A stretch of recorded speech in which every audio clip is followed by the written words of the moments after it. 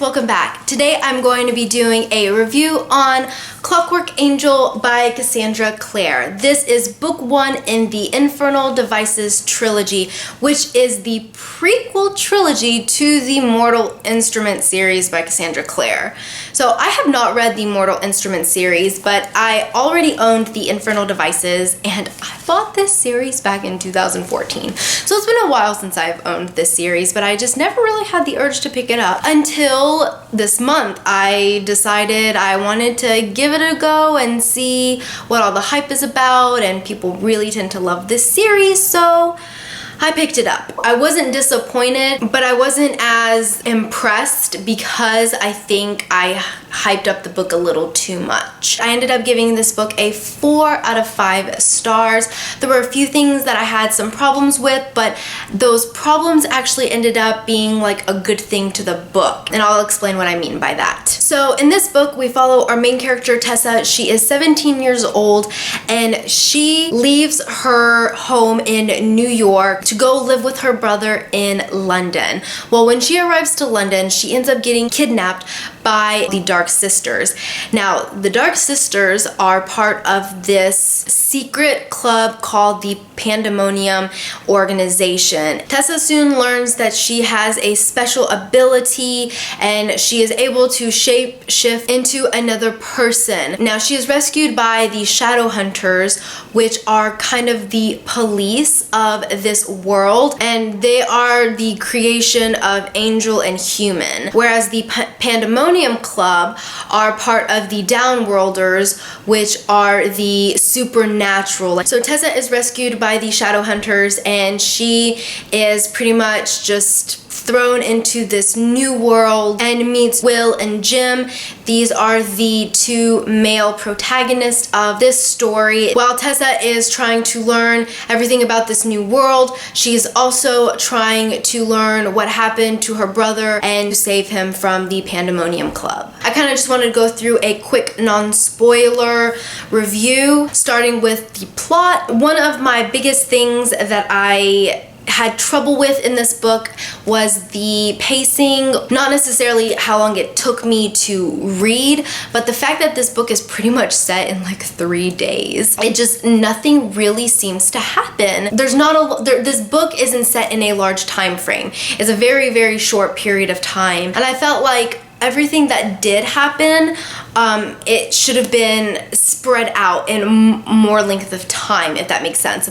But we have a lot of dialogue, which allows for so much world building, and that's where I can see a positive from kind of something that I had a little bit of trouble with. All of the world building through dialogue, it made it go by so much more quickly. I mean, if all the world building had been through just description, I think it would have been a really wordy book. I love the complexity of the politics between the Downworlders and the Shadow Hunters. Those are like the two main groups, I guess, of this world. And then of course we have the Mundanes, which are the humans. There also is a great plot twist at the end. I didn't see it coming.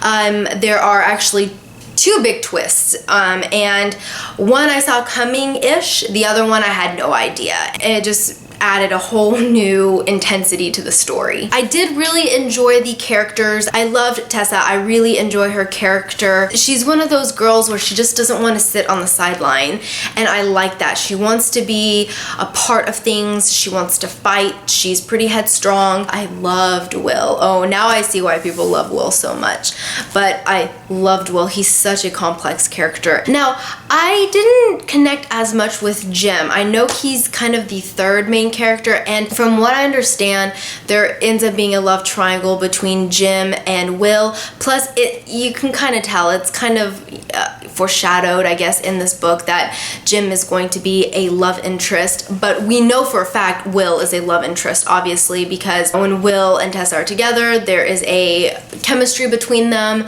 but I couldn't see the chemistry between Tessa and Jim, so I guess that's going to progress more slowly. Another thing that I couldn't help but noticing is that so many of the characters are similar to Twilight. And I know it's just character tropes, so that's why they seem similar, but Jessie, I saw Rosalie in her, and then I saw parts of Edward in Will, and I couldn't unsee it, so I'm having trouble with that, but it's not all that I see. I do see them, like their character. I'm not always seeing Twilight characters. And of course, I really enjoyed the writing style. I think this is the first book I've read by Cassandra Clare, and oh no, I did read the Iron Trial. I believe that was by Holly Black and Cassandra Clare. So I have read a book about her, but this is, you know, where she's solely the author, and I really enjoyed her writing. It flows very well. She has great world building, great character development. The plot is intriguing, and I really enjoyed the language that she created within this world. And I did enjoy the magic system as well. Okay, so that's pretty much it for the non-spoiler section of this review. I did enjoy it. I do recommend it. I don't think you're gonna be disappointed. So if this is a series that you've been kind of wanting to try, I'd say give it a go. Okay, so we start this book with Will and Jem, and they find this mundane girl dead after bleeding out in a kind of like an abandoned warehouse or something.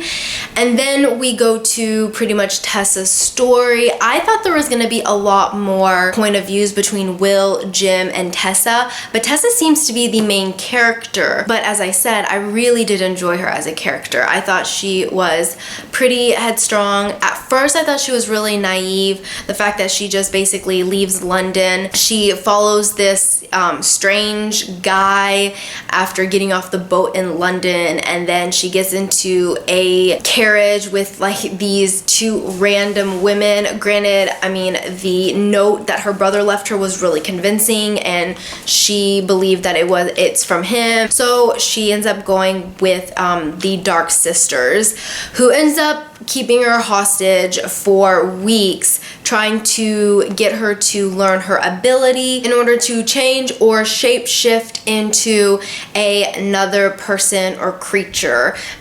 Because we find out that she's able to change into a vampire, which is actually really cool. She has amazing character development from the Tessa that we read at the beginning of the book, where she only lives through books. Like, she doesn't think women should be fighting because of what she's read in books, and she has this idea of how things should be because of the books she's read. So I did enjoy how she kind of overcomes that, and she learns that things don't have to be like the way she read. And we are also introduced to Will. I love Will. He is such a complex character, but he also is kind of an a-hole. Now, we do see a softer side of his character when Tessa first meets Jim, and Jim gets really sick and starts coughing up blood. We see how Will really cares and loves his friend, and this is also when we learn that he is kind of a pathological liar. He says he's been up all night drinking, but Tessa doesn't smell any alcohol on him. I also really enjoyed Jessamine's character.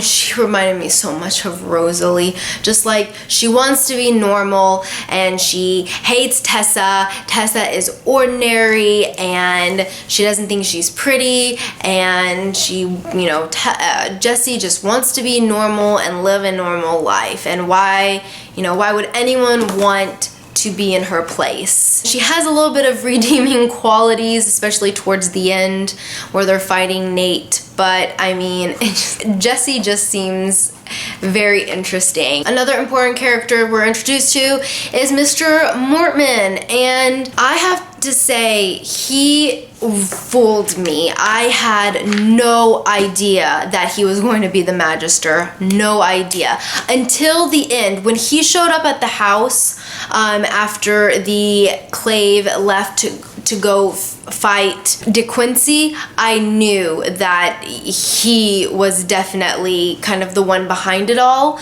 but I didn't know that Nate was going to betray Tessa, and this entire time he's been betraying her. I just thought he was a spineless little jellyfish that was just obsessed with himself. So when we first meet Mr. Mortman with Charlotte and Henry, I actually thought maybe Henry was going to be behind it all, because Henry is just, he seems too careless. He's said to be amazing with like machines, and he's really good with technology, yet he can't make any of his inventions work.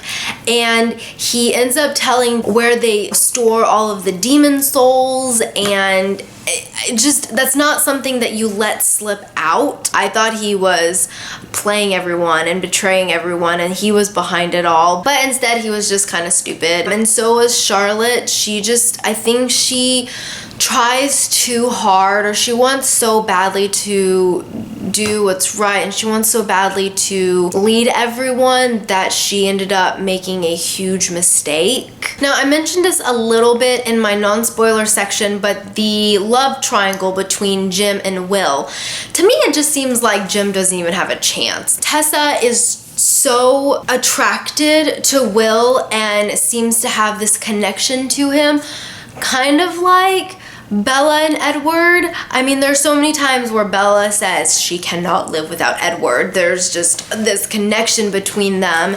But then, you know, Jacob's there too, and she can't help but love him as well because he's her best friend. So once again, I saw a connection with Twilight, especially for the love triangle. It just doesn't seem like it's going to be any sort of competition. I feel like Tessa is going to choose Will no matter what.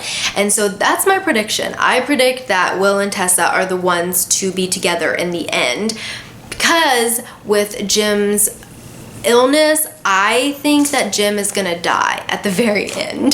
Those are just my predictions. Okay, well, that is it for my review on Clockwork Angel by Cassandra Clare. I am really excited to pick up the second book. Comment down below, let me know your thoughts on this book and whether you agree or disagree with me, and I will see you next time with another video. Bye!